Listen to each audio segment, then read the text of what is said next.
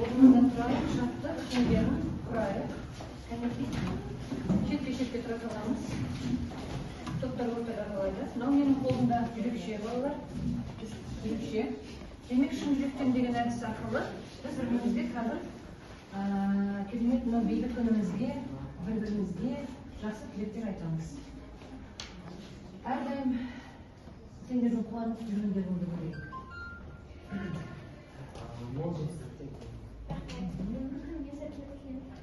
Ашық сабақты жақсы өткізіп Жақсымыз шығарамыз ғой? Ашық сабақты жақсы өткізіп, барлық осы кейін қонақтардың барлығына көздеріне жақсы түсуге тілейміз. Бүгінгі сабақ көңілдері жоқ тілеймін. Масканы заманғадан маскадан өтіреміз. Бүгінгі сабақ жақсы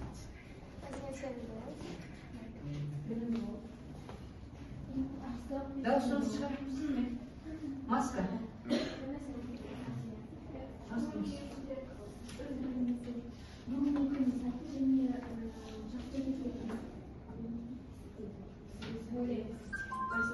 Рахмет көп. Ал енді балалар, мынау 1, 2, 3 топқа бөлінеміз, сондықтан 1, 2, 3 деп санамалап, 3 топқа бөлінеміз. Бастаймыз. 1, 2, 3, 1,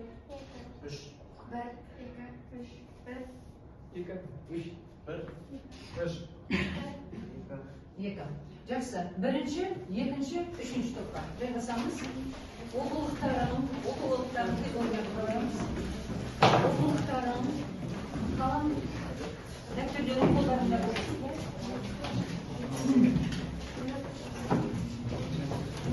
Бүгінгі мемлекетте қана сәттілік тілейміз. Және жайғастық бар? Енді балалар назар аударсаңдар, мынау алдарында мына бір мозаикалар жатыр. Осы мозаикаларды біз не істейміз? Құрастырып, қандай сурет шыққанын байқайсыңдар. Ал, бастаймыз. 2017 жылы, иә? Қалыптасты 3 топ. Соныменен балалар сонда осы топқа бөліну арқылы біз бұл сабағының тақырыбын анықтап отырмыз. Тағы да қандай тақырып болады? Тағы да сол экспо 2017 бойынша ары қарай сабағымыз жалғасады деген сөз. Енді балалар мынау білім алу әдісі арқылы әдеттегідей үй тапсырмасын тексеріп алайық. Мен тапсырмай берген экспо 2017 туралы тағы да ізденіп келіңдер балалар, оқулықпенен шектеліп қалуға бізде болмайды. Сол үшін қазір сендер жауап бересіңдер, мен білім алауын тұтандыра беремін. Ары қарай ол алауға айланады. Мынандай сұрақтар бар. Экспо атауының мағынасы. Аружан айтамын дейді? Экспо сөзі, экспонат деген сөздер шыққан. Яғни экспо қазақшаға аударғанда жәдігер деген мағынаны береді. Ол осы дүние жүзінде мекендеген халықтардың өздерінің өмірінде жеткен жетістіктерін, жәдігерлерін көрсететін аға болып есептеледі. Өте жақсы, жәдігер ретінде қояды. Көрменің тақырыбы? Әсел айтамын дейді? Көрменің тақырыбы болашақ энергиясы. Болашақ энергиясы. Қай көрмені айтып тұрмыз? Экспо 2017 көрмесін, иә? Дұрыс, бұрын адамдардың не қызықтырған еді? Айгерім? Бұрын адамдарды пойыздар мен жаңалықтармен қызықтырған. Қазір ше? Қазір адамдарды болашақ энергия, жаңа технологиялар қызықтырады. Жаңа технология және үйде көп энергия жұмсамай тез жылынудың амалдары ойластыру. Баспана мәселесі бірінші орында тұр, иә? Иә. Жақсы. Жасыл технология дегенді қалай түсіндіресің? Жасыл технология. Жүрек? Жасыл технология дегеніміз ол біздің экологияны айтуға болады. Яғни және оны біз жасыл түс арқылы білдіреміз. Неге технология деп айтады? Айдана? Себебі біз осы экологияны қорғау мақсатта шарамыз жасыл экология деп аталады. Жақсы. Табиғатты қорғау мақсатында, иә? Нұр әлемнің көрмедегі алар орны кім айтады? Актормын? Нұр әлемдегі ол біздің басты неміз, жобамыз десек болады. Осы шарт әдіс комитеттердің құрамы осы Нұр әлем болып келеді. Ол архитектуралық жақтан және инженерлік жақтан маңызды орын алады. Өте жақсы. Оның құрылымы жайында не айтуға болады? жайында. Шадия? Экспо 2017 жылдың басты алаңы осы бізде Нұр әлемінің шары болып есептеледі. Ол 2824 әйнектен салынған. Әрбір әйнектің салмағы 600-800 килограммды құрайды. Ал барлық салмағын есептегенде 13.000 тоннаға жетеді.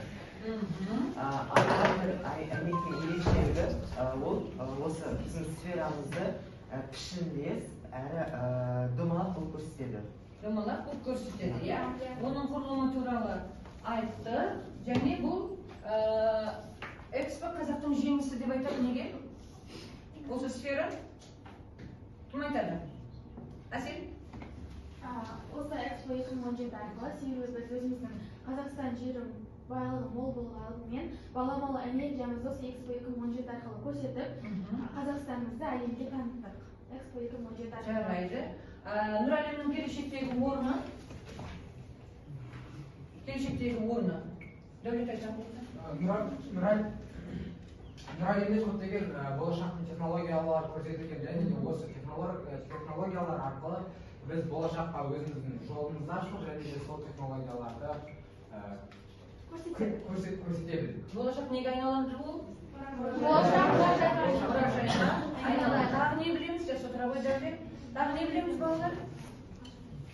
Осы Мейрамбек? Осы Экспо 2017-ні ең алғаш Қазақстан мемлекеті осы шар тәрізді етіп шығаруды ең алғаш идея бастаған осы Қазақстан мемлекеті болып саналады. Павильонда, иә, балалар, осындай үлкен, аламан бәйге дегендей үлкен сфераның орналасуы ол әлемдегі тек қана Қазақстанда ғана осындай ғимарат тек қана Қазақстанда. Сондықтан да балалар, мінекей, бүгін біз үй тапсырмасын тексеру арқылы білім алауымызды андырдық, алауға айландырдық, жылуға қуат алдық, ары қарай сабағымызды жалғастырамыз.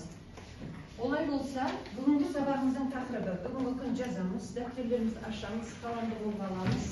Жазыңдар, желтоқсанның 3-і сынып жұмысы.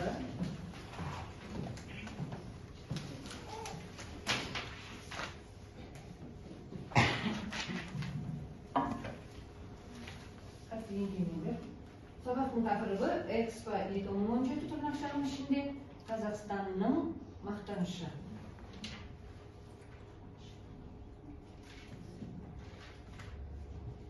Қазақстанның мақтанышы.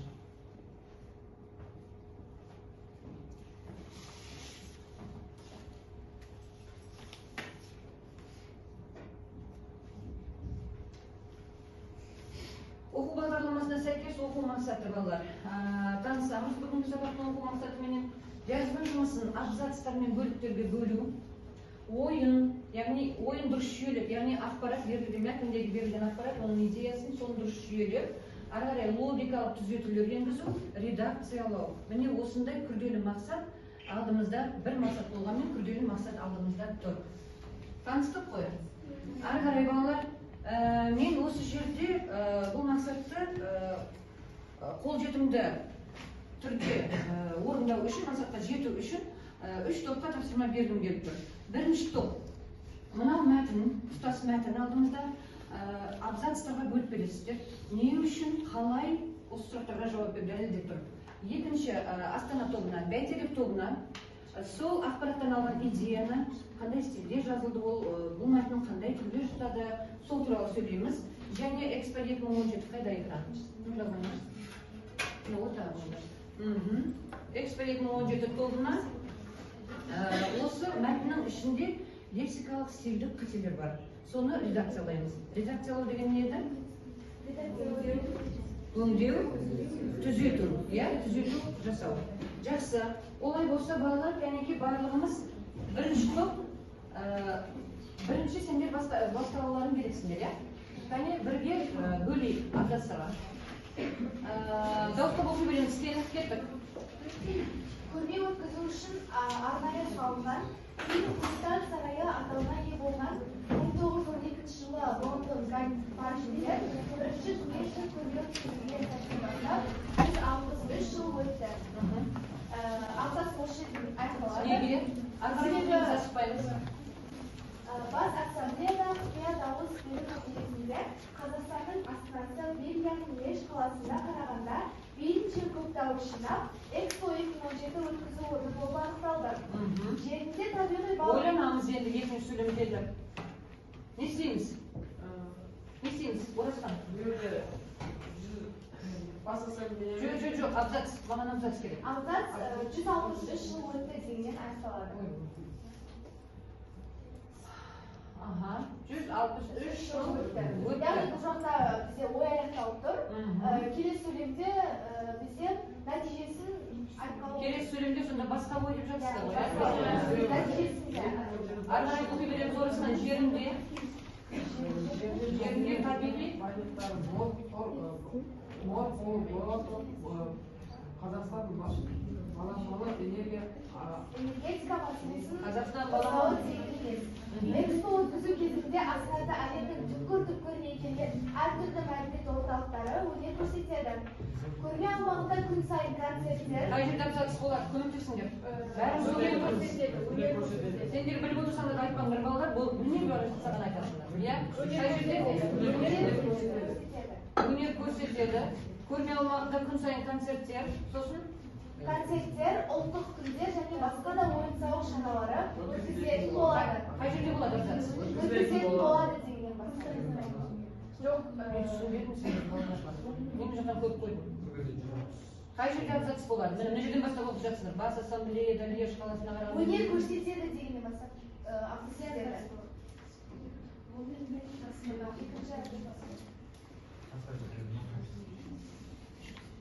Жоқ,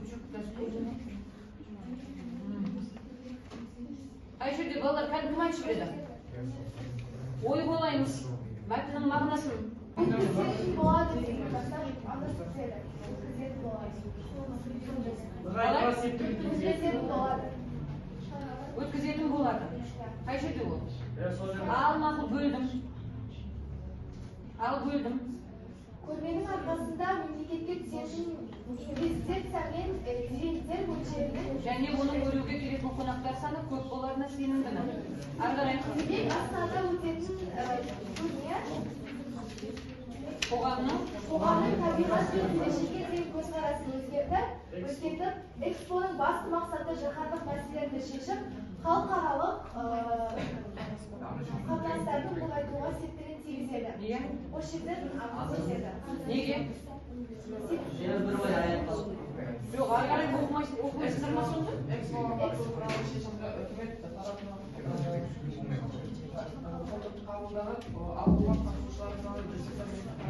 Экспо қатысушылары саны 45 миллион адамды құрайды. Яғни бұл жерде экспо қатысушылар туралы дегенде Басқа ой, иә? Мына екінші абзацқа қараңдаршы, бола ма, осылай ма? Екінші абзац. Тегін емес, тегін болады. Тегін емес? Міне осылай абзацтарға бөлдік, иә? Не үшін осылай бөлдік? Өйткені?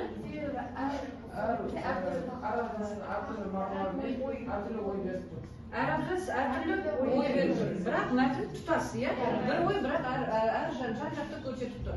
Жарайды, бірінші топ, енді ары қарай жұмыс істей береміз. Екінші топ. Мәтін қандай? Оқып отырмыз ба? Бірінші топ абзацқа бөлініп жатқан кезде екінші топ оқып отыру керек. Ары қарай? Мәтінді оқи келе біз пайымдау мәтінге жатады деп шештік. Себебі бұнда басты идеялар. Түрі пайымдау деп ойлаймыз өйткені? Бұнда бізде Экспо Қазақстан Республикасында Экспо қалай жетті, мақсатпен болды. Және қандай себептерге байланысты бізде Экспо 2017 көрмесі болды. Неге пайымдау деп ойлайсыңдар? Нақты жауап беріңізші ма? Негізгі мақсаттар көрсетіледі. Негізгі мақсаттар көрсетіледі. Мақсаттар қай уақытта көрсетіледі? Мақсаттар қай уақытта көрсетіледі? Бізде мұнда жоспарланып жатқанда демек Экспо болып жатыр ма, болмай жатыр ма? Енді болады. Экспо енді болады. Жаңағы оқып отырып түсініп отырмыз бірінші топпенен бірге. Демек бұл пайымдауға жатады. Әсіресе қай сөйлемдер пайымдауға жатады? Оқып жібересіңдер. Expo атауы кезінде әлемнің түрлі түкпірінде әрі қарай көрмей тұрған едім. Келген Оқушысы не что? мемлекет орталықтары өнер көрсетеді. Көрме аумағында күн сайын концерттер, ұлттық күндер және басқа да ойын-сауық шаралары Келесі шара, иә? Келесі шара жоспарланып жатыр. Жақсы, ары қарай тағы не айтуға болады? Қандай ақпарат алып отырмыз мәтіннен? Мәтіннің стилі бұл жерде баламалы энергетика мәселесін қозғаған. Яғни бұл мәселе жаһандық тұрғыдан алғанда өте маңызды, қоғам өмірі үшін маңызды мәселе болып табылады. Демек, жариялау сияқты, иә? Жаһанға жариялау керек болып жатыр. Сондықтан мәтіннің Стилі публицистикалық, жақсы. Отыра ғой. Ақпараттан, қандай ақпарат алдық мәтіннен? Қазақстанның астанасы Бельгияның Леш қаласына қарағанда мейлінше көп тау жинап, Экспо 2017 өткізу орны болып анықталды. Қай жер? Қай жер анықталды Экспо 2017 өткізу? Қазақстан астанасы анықталды, иә? Қосымша ақпарат ретінде алдық. Қазақстан құпия дауыс беру нәтижесінде жеңіп алып, Экспо 2017 өткізу Қазақстанның бас астанасында белгіленді. Ал идеясы Қазақстанның Дұрыс идеясын айту керек. Ал идеясы Қазақстанның осы баламалы энергия мәселесін көтеріп отырғандығы, сол баламалы энергия мәселесін осы Экспо 2017-де көрсетіп, Қазақстанды сол арқылы әлемге таныту. Таныту болып отыр, иә? Себебі мына жерде таңғалғанын да жасыра алмай отыр, иә? Тағы да идеясын, басты идеясын айтпай жатсыңдар. Басты идеясы. Жібек? Айта ғой, Амина. Осы Экспо 2017-дің басты мақсаты ол бізде жаһандану мәселелерді шешу және де халықаралық әріптестікті нығайту. Халықаралық мәселелерді шешу, иә? Жаһандану мәселесін Жаһандану мәселесін шешу. Жақсы, жақсы, жауаптарына түсіндім. Келесі, Экспо 2017.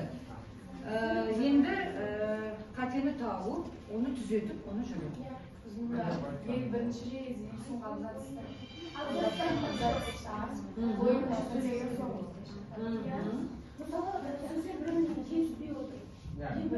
Яғни осы мәтінді төрт тұтас мәтін етіп қарасақ, кіріспесі мен қорытындысын да айта ғой. Проекті Сол кітапханамызда 1851 жылы шыққан екен. Сонда біз таңдадық. 1851 жылы шықса, онда осы уақытқа дейін 170 жыл өту керек. Сонда екі қате кеткен, сосын дұрыс сөйлемді дұрыс құралмаған. Сөйлем дұрыс құралмаған, иә? Жарайды. Ал түзеледік қой оны? Түзеледік па? Оқып көрейік, иә? Кән бастайықшы? Біз бірінші қатені сөйлемдерді орын алмастырдық. Сол кезде грамматикалық және Иә, қате кеткен, әдейі. логикалық қатені. Айта бер, мен жазам. 1851 жылы Лондон Гайд паркінде бірінші дүниежүзілік көрме өткізілген сәттен бастап 163 жыл уақыт өтті. 1851 жылы, сосын? Лондон Гайд паркінде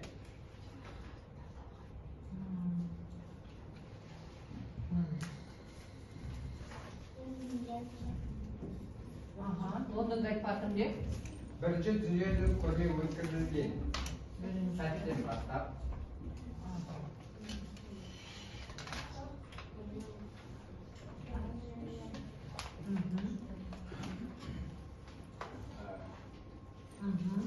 сосын міне 163 оқышы сен, оқышы некен реттей береміз, кән?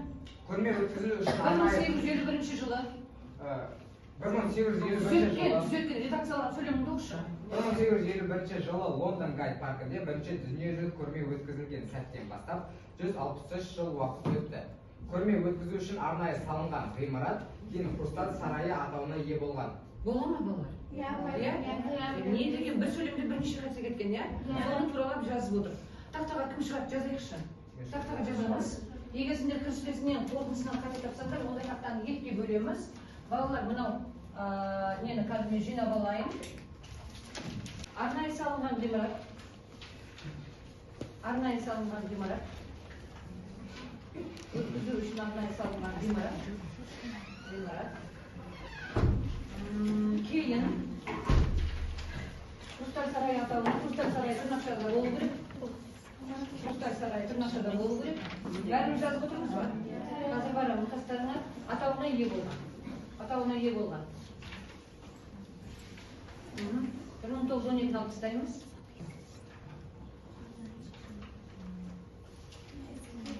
1912-ні алып тастаймыз. Болды.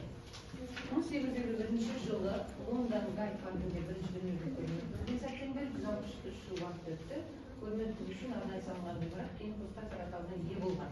Сөйлем дұрысталды. Дәулет жаза берсін. Қорытынды бөлімге, қорытынды бөлімінде қате көріп тұрмыз дедік, иә? Жарайды? Қорытынды бөлімде бізде Қайда? Құрайды ғой?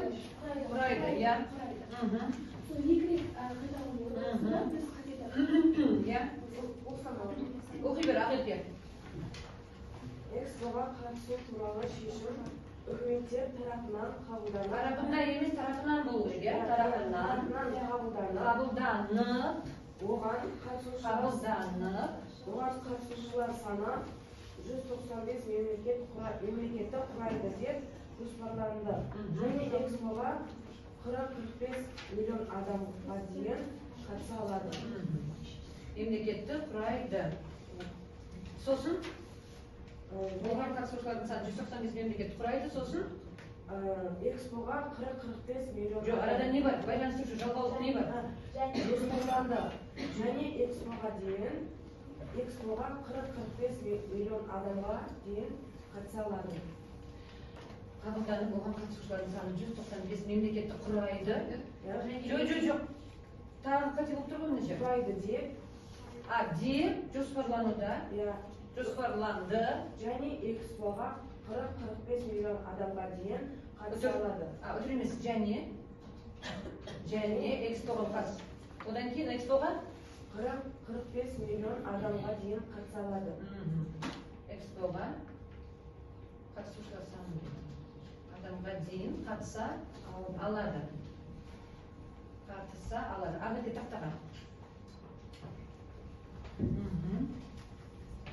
Экспоға қатысу туралы шешім үкіметтер тарапынан қабылданып, оған қатысушылардың саны 195 мемлекетті құрайды деп жоспарланды.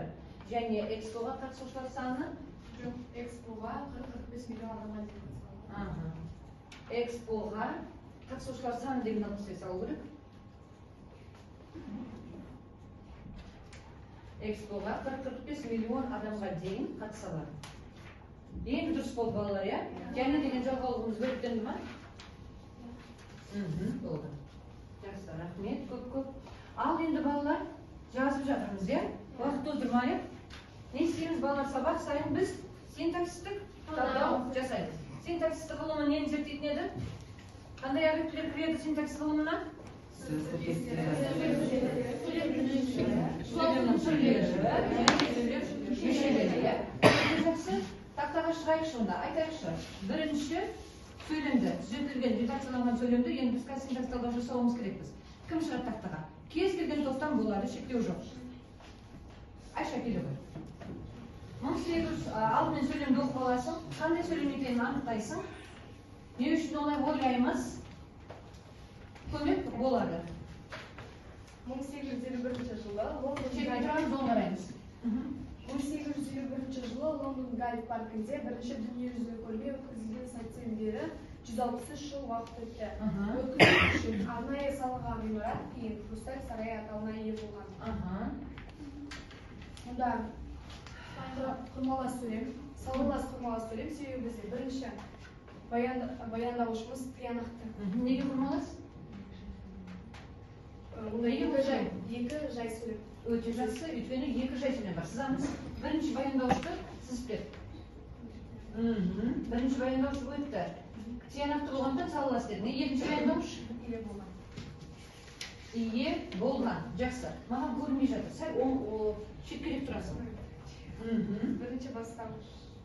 Иә, енді тоқтай тұр. Не өтті? Уақыт өтті, иә? Екінші бастауыш? Ие болған. Кім ие болды? Не ие болды? Ғимарат. Ғимарат, дұрыс айтады. Endi boshlashni maydonchini topib oldik, ya. Endi siz kayfiyatga kelib o'tgani keyin kurslar saya Өйткені сен капиталдау қалай жүргізеді? Төменнен жоғарыға қарай жүргізеді. Ал бастаймыз. Курстар сарай атауына Дұрыс. неге деген ставкан соны барыс кеттігі жанама Маскамызды түсіреміз кішкене. Жанама тоқтауыш. Балалар қадағалап отырыңдар. Дұрыс. кейін қашан опыстау Кейін ие болған, иә. Болам ойым сөз, шылау емес. Мезгіл пысықтаушы болады. Ары қарай. өткізу үшін арнайы салынған Ғимарат. қандай ғимарат Дұрыс. өткізу үшін арнайы салынған анықтауыш болады Қандай анықтауыш болады? Қандай анықтауыш болады? Үйірлі өткені? жеке қарастырсақ әртүрлі Дұрыс. Әртүрлі сұрақтарға жауап береді. Ары қарай. 163 жыл қанша уақыт болады Қанша уақыт өтті, иә? 163 жыл. Не болады? Дұрыс. бірінші дүниежүзілік көрме өткізген сәттен бері қашаннан бері мезгіл пысықтауыш болады Бірінші дүниежүзілік көрме өткізген сәттен бері қашаннан бері осынша уақыт өтті, иә? Дұрыс. Мезгіл 1851 жылы Лондон Гайд паркінде қайда өтті? Не болады?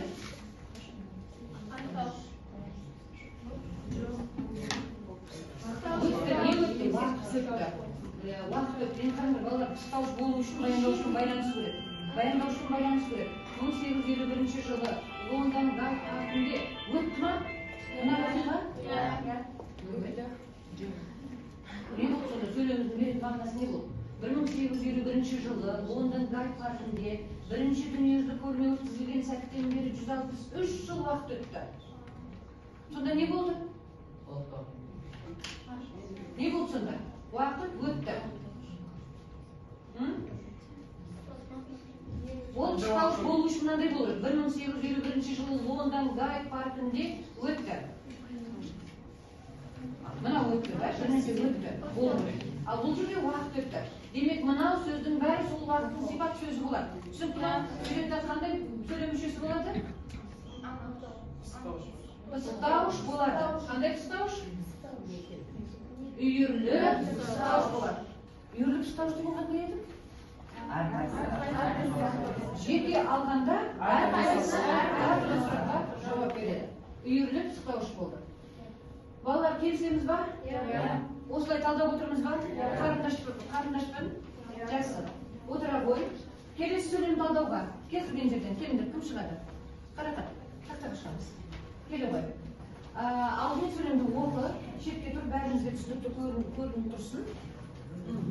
Экспоға қатысу туралы шешім үкіметтер тарапынан қабылданып, оған қатысушылардың саны 195 мемлекетті құрайды деп жоспарланды және экспоға 40-45 миллион адамға дейін қатыса алады. Бір қатесі бар.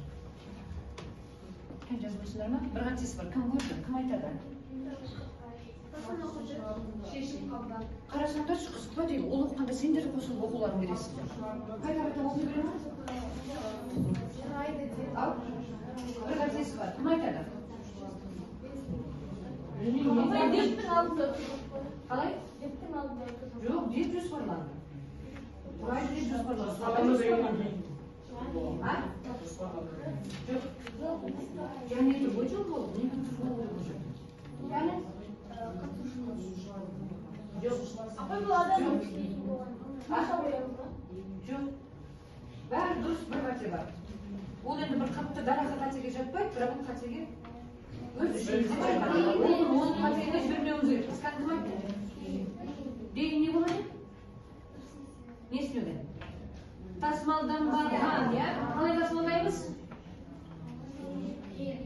Дейін деп тасымалдаймыз. Өйткені үйдірісі? Дауыссыз дұрыс айтады. Ал балалар, қарақатпен сөйлей қой. Бұл қандай сөйлем? Қарақат, мұнда тұршы. Әрі оң қарайсың бізге, әрі жұмысың тұрады, аныққан. бұл құрмалас сөйлем. Құрмалас сөйлем өйткені? Құрмалас сөйлем өйткені? Екі жай сөйлем қай жерде? да, 3 жай сөйлем бар. Өте жақсы. Екінші жай сөйлем қатыса алады, иә? Дұрыс. Енді салауатсыз ба, сабақтас ба? Сабақтас. Өйткені?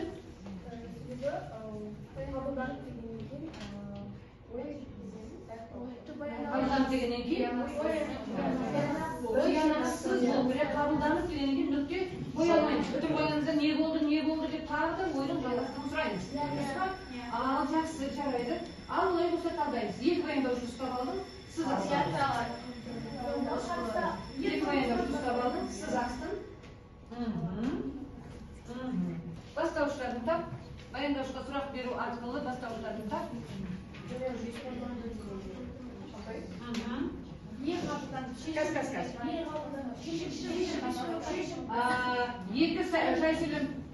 жай сөйлем деп жатсыздар, тағы қараңдаршы.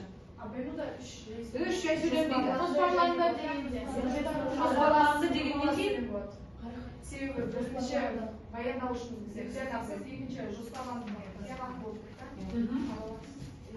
Демек бұл аралас, құрмалас сөйлем. Түсіндіңіз ме? Неге араласады екен? Әсел қайталашы. Бұл жерде Бірінші қалай байланысты? бірінші бізде сабақтас болып ой тиянақты болып қалды, қабылданды деген. Бірінші сабақтас байланысты, екінші қай жерде? Жоспарланды. Дұрыс. Үшінші сөйлем тағы жалғасты. Демек қандай? Аралас, құрмалас. Біз қазір құрмаластың үш түрін өтіп жатырмыз. Салалас, сабақтас, аралас. Бірақ олардың ішіне әлі түрлерін талдап өтіп жатқан жоқпыз. Ол ендігі сабақтарда басылады, иә? Жарайды. Онда үш баяндаушы, рахат бізге үш баяндаушы керек, үш бастаушы керек. Қане? Жоспарланған не? Қатысушылардың саны дейді. Саны деген саны. Не жоспарланды? Қатысушылардың саны емес па? Оған қатысушылардың саны 195 мемлекетті құрайды деп жоспарланды. Не жоспарланды? Қатысушылардың саны. Дұрыс. Қарағат, қосасың ғой қатысушылардың саны арасын қос. Екеуінің арасын қосасың. Күрделі неше? Қатысалады. Адамға дейін дейді. Сіз жұмақты қазір түсінеміз. Адамға дейін деген сөзді қай сөзбен ауыстыруға болады? Мағына жағынан. Адамға дейін қатысалады. Мынанша адамға дейін қатысалады. Қандай сөзбен алмастыра аламыз? Адамға дейін деген сөзді. Шәлен кішкене томпақтап беріп тұр ғой ережеге, иә? Сол қандай сөзбен алмастыруға болады? Қалай? Адамдар қатысалады. Түсінікті ма? Адамдар қатысалады деп айтуға болады. Дұрыс, мағынаны дұрыс түсініктірміз. Жоспарланды. Не жоспарланды? Түсінікті. Қабылданды. Не қабылданды? Шешім қабылданды. Қарақат қай сөзге кезек келді? Кім айтады? Қай сөзге кезек келді? Енді синтакстағы 45 миллион өткені? Жамыра қатысында, естімей жатыр, дұрыс жауап. Төменінен жоғарыға қарай немесе төбеден қарай деп айтамыз, иә? 40-45 миллион адам. Дұрыс жазады. Анықтаушы, қандай анықтаушы айта беріңіз. Дара ма, күрделі ма? Бірыңғай ма, үйірлі ма? 40-45 миллион. Дара ма? Күрделі болады ма өйткені? Ол сөзден болып тұр. Ары қарай кетіп, экспаға қатысалар. Неге қатысалар? Қайсеттіктің жанама тоқтырсы қой тоқтаушы деп. Бар сеттігінде тұр? Жанама тоқтаушы. Сыза қой. Ары қарай кеттік. Иә, ары қарай.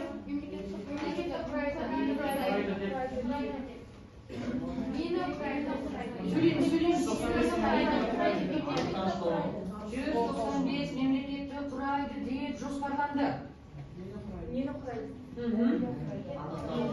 Жоқ, сендер жоспарланды дегенді топ қойдық. Енді соған дейінгі сөзге қарасаңдаршы. 195 мемлекетті де бөліп ала аламыз ба? Құрайды деп бөліп ала аламыз ба? Қараңдаршы. Сонда не дейміз енді? 195 мемлекетті құрайды деп жоспарланған. Енді сұрақ, қалай сұрақ қоясың?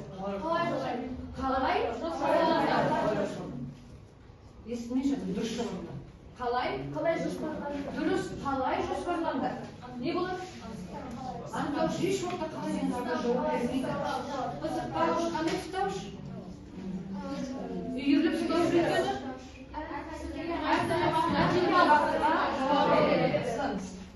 Келесі. Оған. Не болады?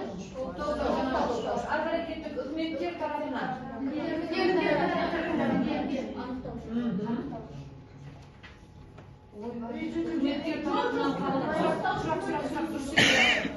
үкіметтер тарапынан қабылданады. Қалай қабылданады? Дұрыс. Неден, несінен демейміз, иә?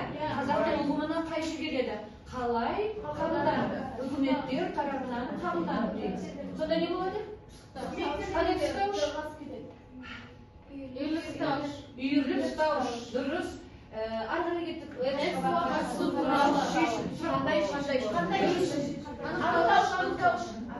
Қандай анықтауыш? Үйірлі анықтауыш болады. Балалар қазір жіберіп болған жоқпыз ба? Есімізге түсіп жатыр ғой, сайын синтакстік талдау есімізге түсіп жатыр. Ал жақсы, отыра ғой. Мынау мәтінге қайтып оралайықшы, ауызша отырды, кәні балалар. Жай сөйлем бар ма? Қарап тұрсам, екеуді құрмалас. Жоқ, құрмалас және аралас болды, иә? Салғаш және аралас болды. Ал сабақтас бар ма, болмасам жай сөйлем бар ма, кәне? Ауызша, мынау апай деп айтыңдаршы. Кәне? Жай сөйлем бар ма? Атап жібереміз. Үшінші абзацта экспо өткізу кезінде астанада әлемнің түкпір-түкпірінен келген әртүрлі мәдениет орталықтары өтеді. Неге өтіп ойлайсың? Бір ғана тиянақты ой берілген. Ол тиянақты ойды білдіретін не нәрсе екен, соған қарап біле береміз. Жай сөйлем, енді сонда қанша бастауыш, қанша айтып жіберіңдер соны. Өнер көрсетеді, бір мағынаны береді. Өнер көрсететін кімдер? Орталықтар. Түсінді ме? Сөйлемді түсінген бала бастауышты қиналмай табады. Сөйлемді түсінбейсің ба? Бастауыш саған бастатпайды. Түсінді ме? Жарайды, отыра ғой. Жақсы, болса жай сөйлем деп отырсыңдар, иә? Енді балалар, кәне сабағымыз аяғына қарай тамамдап келе жатыр. Бір-бірімізді бір ауыз сөзбенен бағалайықшы. Топ аралық бағалау жүргізейікші кәне. Кім сөйлейді? Әсіресе кімнің жауабына және нақты айтып, Мейрамбек? Мен осы үшінші топтың экспорторынан Айшаға жақсы естігім келеді. Себебі осы бағаланып келеді. Себебі статистикалық талдауда ешқандай да қателеспей барлығына нақты дұрыс жауап береді. Рахмет. Жазия? Мен экспорторына үлкен алғысымды білдірсем де болады. Себебі олар біз көрмеген қателіктерді таба білді. Алғысым Жақсы.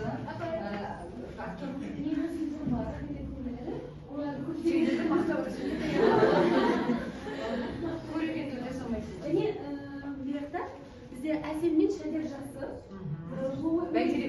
темасын бізге анықтап берді. Несін? Мәтінен, иә? Біз оған қарамадық десің ғой. Дәулет? Мен екі топқа да рахмет айтқым келеді. Себебі Мейрамбек пен Бәйтет Астана тобының қатысушылар біз кідірген жерлерімізге көмектесіп отырды. Соныңа айтсаңдар күшті болады деп, қай жерде кідіріп қалыңдар, мүдіріп қалыңдар. Мысалы ретінде қазіргі синтаксис талдауда жоспарлау, мемлекеттік құрайды деген жерімізде біз кідіріп қалған екі сәтсек, сол кезде Мейрамбек бізге көмектесті. Соған алғысым айтқым келеді. Және де Бәйтерек тобына, бүкіл Бәйтерек тобына рахметімді айтқым келеді. Себебі біз қате табу кезінде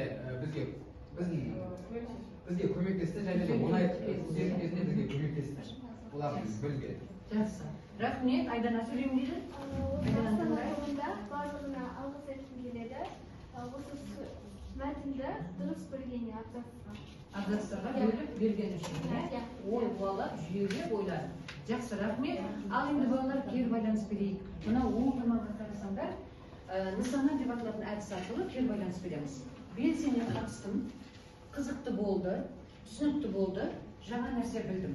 Шетінен сағат тілменен айту шарт емес, қай нысанаға дәлдеп сөйлегім келеді. Өздеріңіз жібек. Маған үй тапсырмасы қызық болды. Себебі ол жерде біз өзімізге көптеген мәліметтер ала білдік, және де ертеңгі алда болатын тест, жаңағы орыс сияқты тестте де бізге керек болатынын. Жақсы, рахмет. Келесі Мейрамбек айтам дейді. Қарақат, асқа сөйлеп тұрсаңдаршы. Осындай сабақтар студенттік талдау өте түсінікті болды, себебі мен алдыңғы сабақтарда жақсы түсінбей қиналған едім. Содан бүгінгі сабақ. Жақсы, рахмет. Орасхан. Түсінікті болды. Себебі анықтауыш пен тоқтауышты толық түсінбей, дұрыс түсіне алмай жүргенім, сол себепті анықтауыш пен тоқтауыш толығырақ өзім түсіне білдім. Жақсы, рахмет. Қарақат сөйлеймін. Маған қызық болды, осы мәтіннен қазір тапқанымыз соны түзуге мәтінді әдемі құралған. Мәтін екенде оған қарай берсек те болмайды екен, иә? Ол жерде де қателер болады екен. Жарайды, Анетке сөйлеймін дейді. Кері байланыс. Әсіресе әр топта өз білімдері барлығы естен аларлықтай бар. Жақсы, рахмет. Әдемі баға болды. Түсінікті болды. Бүгін біз Экспо 2017 туралы біз жалпы түсінік қалыптастырдық. Жақсы, одан соң ұрмалас сөйлемнің түрлерімен толықтай танысып, сөйлем жүйелерін Тағы да біле түсті де, сөйлем табиғаты туралы. Шадия сөйлеймін дейді. Белсене қатыстым. Айта қойшы, қай жерге белсене қатыстым? Белсене қатыстым. Яғни сені белсендірген тұс, сабақтың сондай бір тұсы. Осы біз мәтінде қандай пайымдау, сипаттар әңгімелеу дегенде пайымдау дедік. Біз пайымдау мәтіндегі ақпаратты және оның идеясын бердіңдер, сол жерде сен белсендірік. Айдана? Бүгінгі біздің тақырыбымыз қызық болды мен үшін. Осы тақырып арқылы қазақ тілінде осы қайталап өткен сабақтарымызды қайтадан қайталап Жақсы, жаңғыртып жатырмыз, иә? Тіпті тереңдетіп жатырмыз десек те болады. Жарайды, тыңдайын. осы бір экспоның қалып қызық болды. Мен басқа жаһандық түрде қарап көрдім экспоға, басқа мемлекеттердің экспосы қалай өткен, осы қай жерде болғанын соларды білдім. Жақсы, өте жақсы. Енді бұл жаңа нәрсе білдім. Сол нысананы атап жіберу керек та балалар, айтып жатқан кезде. Мына жерге мен өз ойымды қосқым келеді. Үйде тапсырма балалар, жазып алыңдар. Үйде тапсырма. Эстин Астана болашақтың қаласы. Эстиннің шарттарын балалар сабақ сайын айтамын, өйткені мемлекеттік емтихан. Эсте жазамыз. Өзің білетін, оқыған ақпаратты есіңе түсір. Эстені жоспарла. Кіріспе бөлімде. Бұл тақырып қазіргі кезде маңызды ма? Деген пікірді басшылыққа ал. Үнемі айтам балалар. Эстенің тақырыбы қалай? Тақырыптан өзіңе келісіп қоясың. Сол кезде кіріспе туады. Тезис туады. Негізгі бөлімде аттап өту үшін. Негізгі бөлімде өз мысалдарымен талдауларын негізде. Ал қорытынды бөлімде эссенің басында айтылған мәселе бойынша не деуге болады деген сұраққа жауап іздеу. Ойынды жинақта және қорытындыға. Біздің уақытымыз мәресіне жетті балалар. Экспо 2017 бұл қазақтың жеңісі және Қазақстанның мақтанышы. Осындай жеңістеріміз әрдайым көп болсын. Өскелең ұрпақ жарқын болашағымызды құрай берсін. Рахмет, сабағымыз сәтті шықты деп ойлаймын. Сабақтың басындағы мақсаттарымыз жазба жұмысын абзацтармен бөліктерге бөлу, ойын дұрыс жүйелеп, логикалық түзетулер енгізу, редакциялау. Осындай мақсатымызға жеттік па? Жеттік деп ойлаймын. Сабақ сәтті шықты деп ойлаймын. Белсене қатысқан оқушылар міндетті түрде бағаланады. Рахметтен басқа айтарым жоқ. Жақсы болыңыз. Заттарыңызды алыңдар, кабинетте